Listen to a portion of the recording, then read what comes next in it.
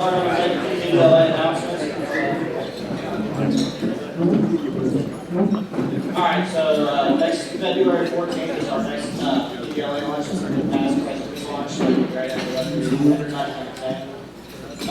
this month we're going to start sending out the sponsorship opportunities, so everybody please take a look at that and consider sponsoring events this year. Also, scholarships and charities are available for application now through the end of March. So if you want to email Russell Rucker or send it to the admin at PBLA website or email, we'll get those linked through too. And then the affidavits for this speech didn't come in yet, but if you'll send your email to admin@pbla.org, we will get those affidavits sent out so you can get your CE credit. And I think that's about all we need to go over right now. So I introduce Elizabeth Beth Ryan. She's a senior counsel of the regulatory lower 48 at ConocoPhillips, based in the Permian Division headquarters in Midland, Texas. She was a Conoco prior to that. She was a Concho, advising about asset and business development teams in New Mexico, North Dakota, and federal operations, regulatory transactions, and a leading expert in the lower 48 business unit on regulatory and administrative practices, including the BLM, NMOCD, New Mexico State Land Office, and the NDIC. In 2015, the New Mexico Governor Suzanne Martinez appointed her to the New Mexico Game and Fish Commission, where she served 40 years and sought to achieve the state's comprehensive wildlife management goals. She was also the trustee on the Foundation of Natural Resources and Energy Law for 2008 through 2021, representing the New Mexico Bar Association.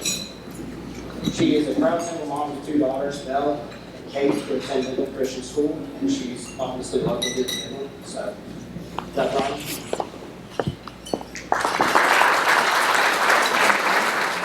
Okay, if I talk loud, Luke, can you hear me? Okay. All right, everyone says I'm loud, so we're going to go with it. But if you have a hard time hearing me, let me know and I'll get by the mic. I have worked with so many of you. Half the crowd is ConocoPhillips or ex-Concho, so I don't know if you came to support me or you felt sorry for me and we're just like, have my back. Either way, I'm really glad you're here. It's really good to see a lot of familiar faces. So Zach and Austin, I think you had some prior speaker and they ended up canceling last minute, and so I'm your second choice today. But hopefully you might learn a little something. We're going to talk about New Mexico and basically how to get a well drilled in New Mexico. And a lot of you work on that full time, and I spend most of my time doing that. I used to be in private practice, and now I'm in-house, and it's a lot of fun. If you've worked New Mexico, you know that it's become a dogfight. And ever since about 2018, summer of 2018, for those of you that were working New Mexico at the time, we had a lot of operators move in, buy little bits of undivided interest here and there. And the way to get deals done is to propose wells and file pooling applications because either you'll be designated the operator or you'll work a deal with another operator and come out ahead some way. Because in New Mexico, you don't have to wait on anybody. You can get out there and get your well drilled. You don't need to have everyone on board because we have compulsory pooling. So what does a compulsory pooling order do? It forcibly, or through an involuntary process and an administrative proceeding, commits mineral or working interest in a spacing unit. And it'll designate the operator and establish, high-level terms that if you don't have a JOA, this is what's going to be in place. And it is managed by the New Mexico Oil and Gas Conservation Division, which is the New Mexico version of the Railroad Commission. So comparatively, if you're used to working Texas, you just do that through a JOA. And certainly in New Mexico, you have to propose a well and send a form of JOA to all the working interest owners and unleased mineral interest owners. But if folks don't want to get on board with you, you can keep moving forward through an administrative process. And really, they're only going to be able to stop you if they propose their own wells and propose to operate their wells and basically have a better plan of development than you, where they convince the OCD that they should be the one to operate that spacing unit and drill the wells. So somebody's going to be drilling. And so it's been pretty hot and heavy in New Mexico. JOAs, of course, is the voluntary process, but the pooling agreement does a lot of similar things. In addition to establishing the operator and what the high-level operative terms look like, a JOA, it's also going to pool things and act like a voluntary pooling agreement. In Texas, that's just a designation of pooled unit, depending on your terms, or a pooling agreement.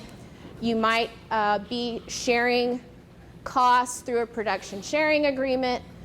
And in New Mexico, if you've got state or federal lands involved, or both, it's going to be called a communitization agreement. Those are all voluntary ways to join up parties in their interest, allocate production, and decide who's going to be operator. But if you can't get those voluntary provisions in place, you're going to go through the administrative process. If you have questions or want to chime in, please raise your hand. Those of you who've heard me before know I like participation.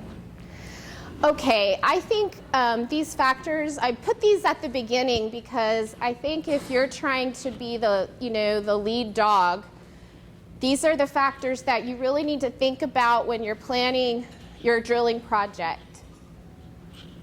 And it's really hard, the OCD really does sniff out fake proposals. And I know everyone in here has sent some.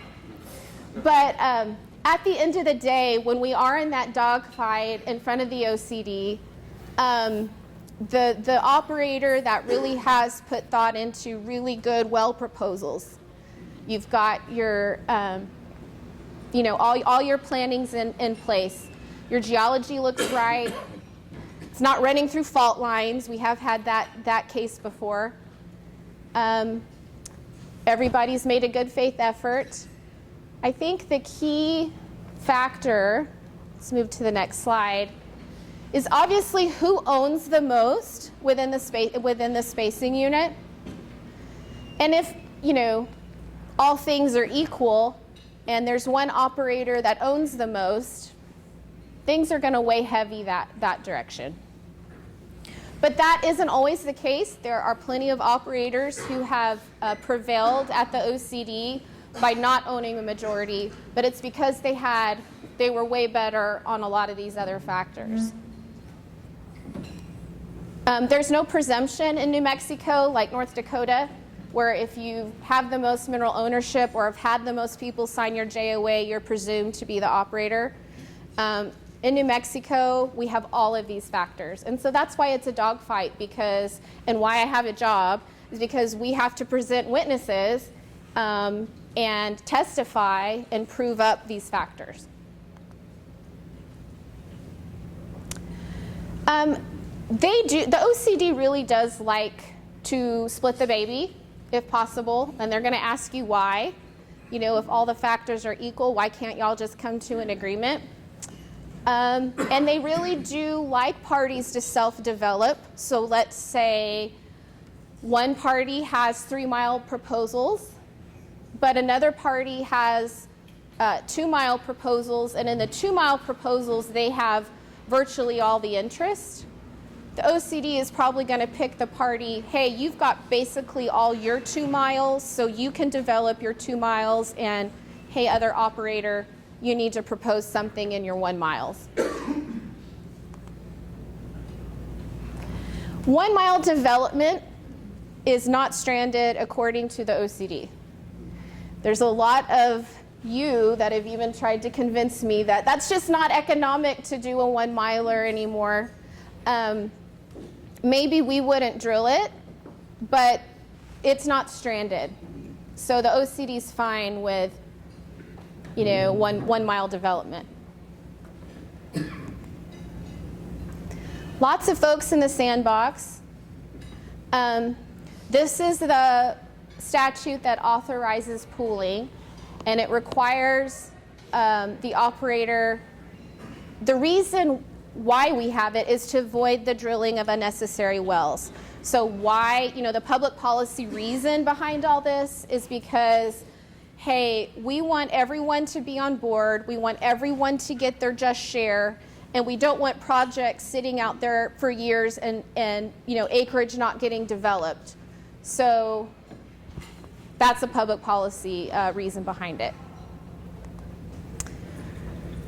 So the first thing you're going to do when you're putting together your project, like I said, when you're doing your due diligence to really put together a good well proposal, this is the information that you're going to want to research.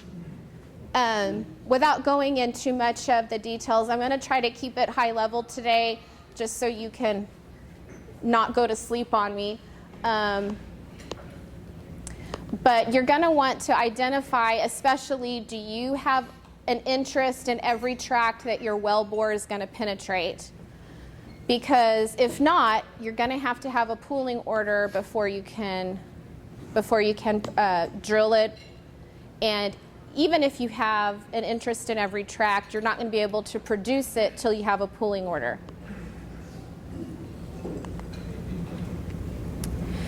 And when you're working through the well proposal process, you have to, quote, make a good faith effort to reach a voluntary agreement. That means you have to communicate with every owner.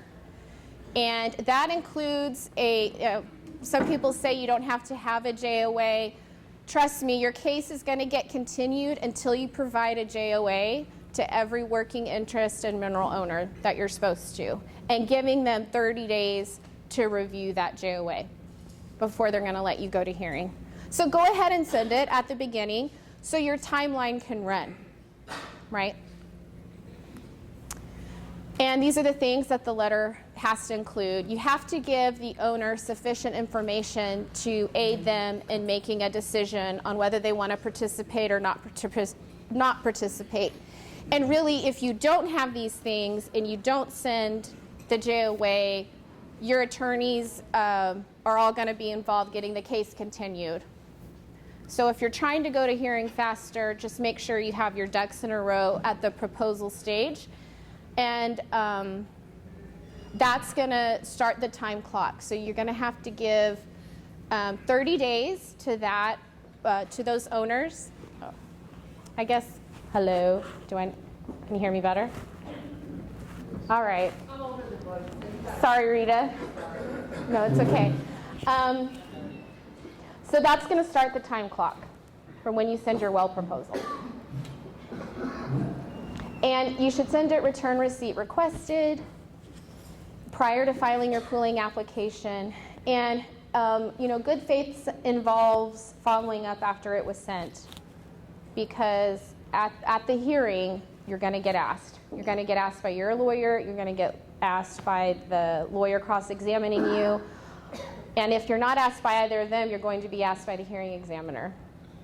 So follow up, send those emails, and keep a log of all your communication.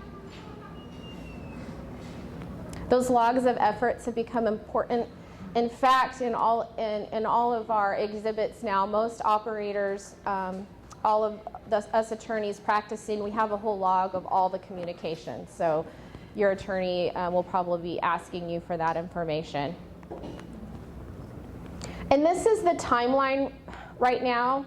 This is for an uncontested case. So if not everyone has had to sign your JOA, but no one else is contesting your proposals at the OCD, because no one else is trying to also propose wells within your spacing unit and become the operator rather than you. So that's an uncontested scenario. And 90 days, I would say probably, I may need to update this slide and say 120 days, typically because it's just taking the OCD on the back end. They've just been really slow issuing orders. But you can see the timeline from your proposal letter. You wait 30 days before you can file your application. You got to wait 30 days before, that's the earliest it can be set for hearing, if no one's continuing the case, and then get a decision. Then obviously if it's contested, you're going to wait a while. And so You definitely need to be, if you're planning, your landman planning your area and your folks want to drill, you need to be way ahead, obviously, in ordering your title opinions, talking to regulatory, getting your permits filed, and getting going on this process. Because again, you may not can spud without an order, depending on whether you have an interest in every tract, or you certainly can't produce without an order. Okay, I'm covering a little bit the horizontal well rules as well. So in conjunction with the compulsory pooling process, you have to think about what your spacing unit looks like, and administratively how you want to operate the acreage. Think from the standpoint of, you've got multiple leases, state fee fed, all or one of multiple of those, and as operator trying to have a JOA that covers all that acreage, plus communitization agreements that cover that acreage, plus your pooling order. And so, one thing I typically advise is having all of that matching. And so when you've identified the spacing unit that you're wanting to have, you've got to determine under the well rules, where you can put your wells, and based on where you locate those wells will tell you how many spacing units are going to be within that acreage, and then therefore how many comm agreements you're going to have, and then therefore what production you can commingle. There's a whole ripple effect based on those decisions. So hopefully you're communicating with your geologists and explaining to them why you want to move your lateral over 100 feet. So going back, so it's going to be a standard spacing unit if the well's completed interval is not within 330 of the section line or half section line or quarter line. And I'll have a little picture of what that looks like, but that's just your normal lateral down the middle of quarter section. And it'll be substantially in the form of a rectangle. So anything not that would be non-standard. And what's developed now in the past few years since the revision of the rules in 2018 is that most everything is non-standard now. So the exception has now kind of encompassed the rule, so to speak. When you have a non-standard spacing unit, there's an extra notice period involved. So when your lawyers are asking you questions about what owners are in what tracts and who are the adjacent owners outside of your proposed spacing unit, that's why, is because there are extra notice requirements. ConocoPhillips, our COG operating, took the Green Ice Shades case to the commission this last year, and the point of that was to define really what we have to call a non-standard spacing unit. And the commission confirmed several things for us, and I'll show you what that is, which means now we pretty much typically always have a non-standard spacing unit. So on the right here, okay, this is just a lateral down your quarter sections for well developed, 2 mile development here. What anybody know? Now, not ConocoPhillips people, somebody else. If no one answers, I'll call on a ConocoPhillips person. How many spacing units are here in sections 12 and 13? Yeah, 4, that's right. There would be 4 standard spacing units right there. 4, which means if you've got state or federal communitization agreements involved, you're going to have 4 comm agreements. And when you're planning facilities, you're going to have to file commingling applications to be able to pull commingle production from these comm agreements. So there's a path for it just kind of sucks. From an administrative perspective, no one's going to like that you have more facilities. So one thing you can do is locate that wellbore within 330 of this quarter line or this line, any of these lines. And that is called, and then the rules, that's the proximity rule that we got in 2018, which says if you're within 330, you don't have a non-standard location if you include these 40-acre tracts within your spacing unit. So, just by locating this well from right here, you can now drill one well and hold this entire 640 under one spacing unit and one comm agreement. That's just the most simplest example of creating a larger spacing unit with less wells. It's kind of nice. Yeah. So how do we get to here? This was the COG operating case, Green Eye Shades case last year. And we argued that if you have a proximity well here, that linking them together, the rules do not prevent you from this being a standard spacing unit. I still think I'm right, but the OCC disagreed. That's okay, because now we just call this a non-standard spacing unit. I can still have one horizontal spacing unit covering this entire 1280, one comm agreement, one JOA, no commingling applications, and you know, if the company can only afford 3 wells rather than 4 or 6 or whatever it is, you can do that. So you have that option. That's what's nice about it.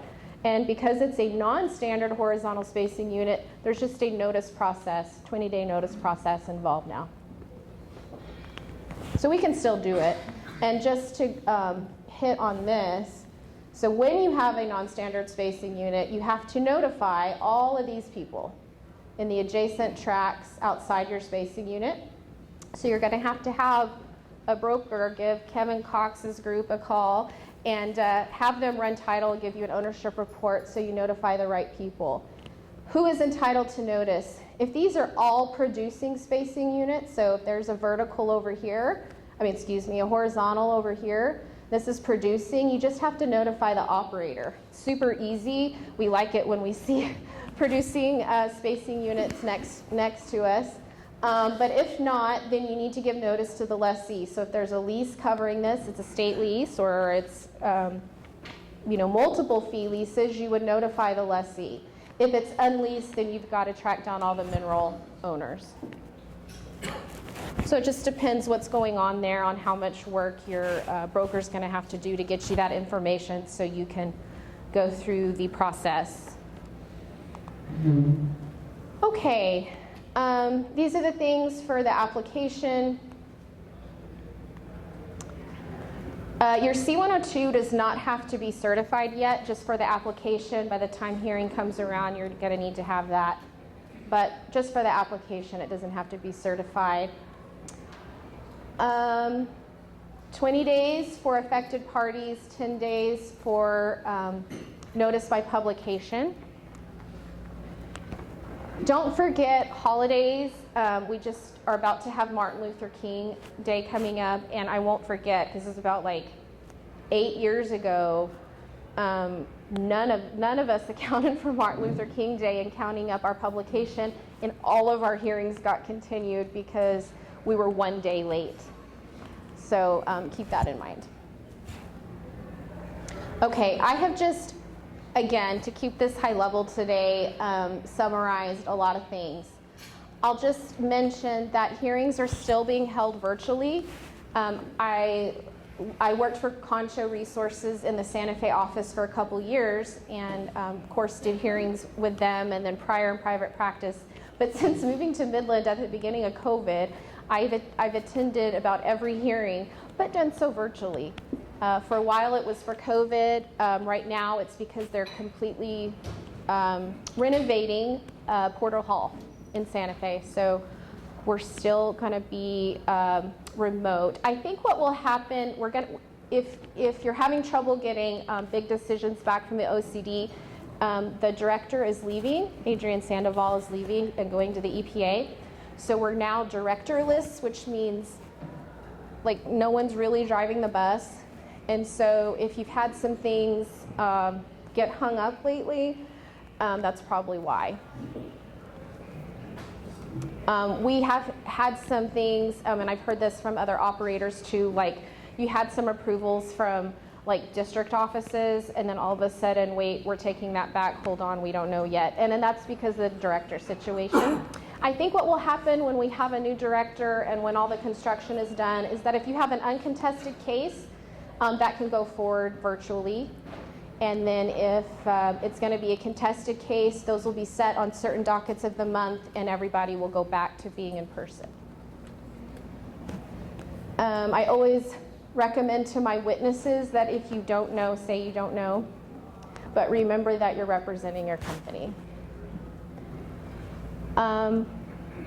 Let's see, I don't want to get too much in the weeds there.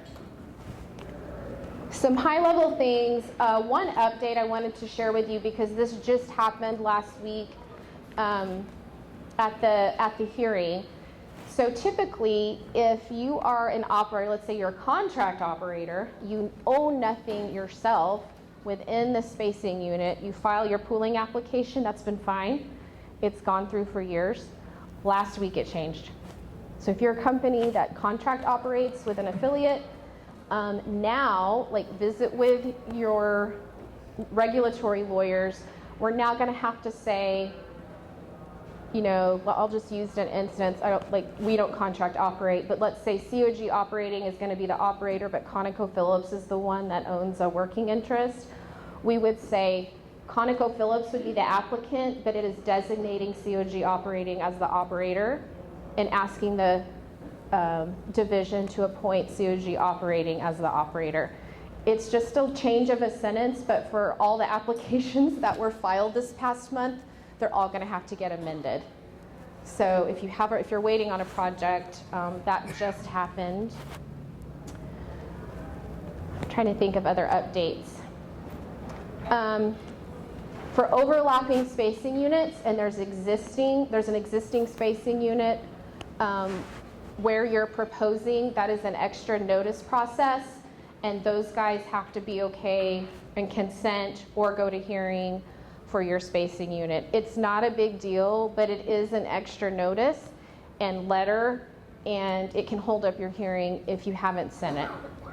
So our recommendation is when you're sending that original well proposal, like, have your COM agreement there, have your notice to the offsets there if you've got a non-standard unit, have your notice to the other spacing, the overlapping spacing unit folks there too.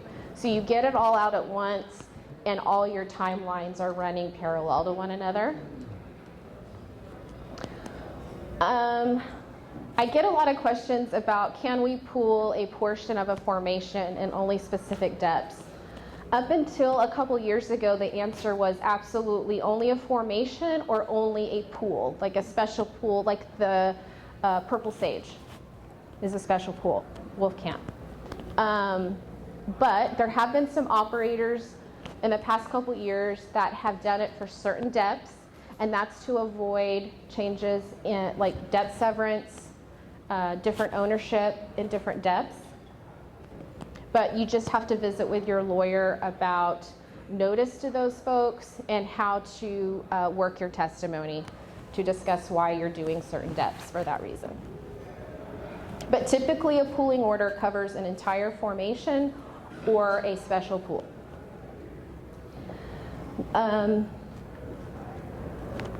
So if there is not a pooling clause in your lease, or in the instrument that's creating the override, or even an MPRI, you've got to include them in the pooling process. So non-participating mineral interest owner, somebody, and here's the thing, somebody doesn't want to sign your communitization agreement even, you've got to include them in the pooling process, even if they're non-participating. It's the way to just cover your bases when you can't get some record title owner that doesn't care to sign it and get back to you. The BLM and State Land Office now are accepting pooling order numbers if you included them in the process. Okay, went over that. So you can go ahead and drill before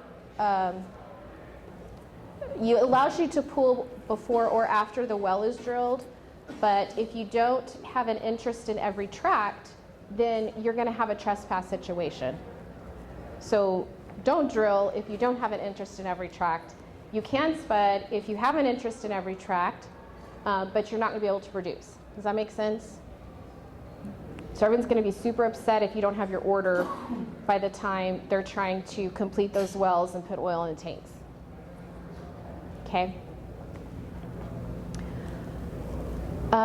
If your ownership information changes from, the takeoff stage to title opinion stage and all of that, you just need to communicate with your regulatory attorney what the rule is whenever you file the application, whatever the state of ownership is at that time, even if it changes after, that's who's entitled to notice. So if there's a working interest owner that conveys to someone else after the application is filed, that new owner is deemed to have constructive notice of the hearing process, which means if you are working on an acquisition and you're about to acquire some stuff, you need to check to see whether what you're acquiring is being subject to a pooling process. Because you may have plans for that acreage, but it's already being pooled by another operator and you're way too late to the game and you're probably going to be in trouble with your boss. So check. You can get on the OCD website and do your due diligence that way on what's going on. I mentioned a lot of dogs. This is my dog. Her name's Alamo. She is named after the Alamo. I am a proud Texan now. But any questions? I've covered very high level of pooling and like setting up your spacing units. Any questions about the latest or how to avoid disasters? Most everything can be fixed. So even if there's a mistake, we can go back and reopen previous pooling cases.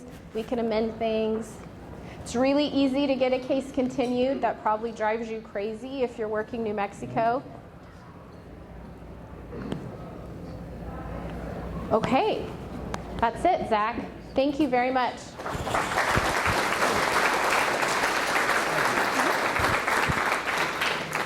All right, thank everybody for coming out. Again, the next meeting is Past President's Lunch, and that's going to be February 14th here at the Petroleum Club. So we hope to see all you here, and thank y'all for coming.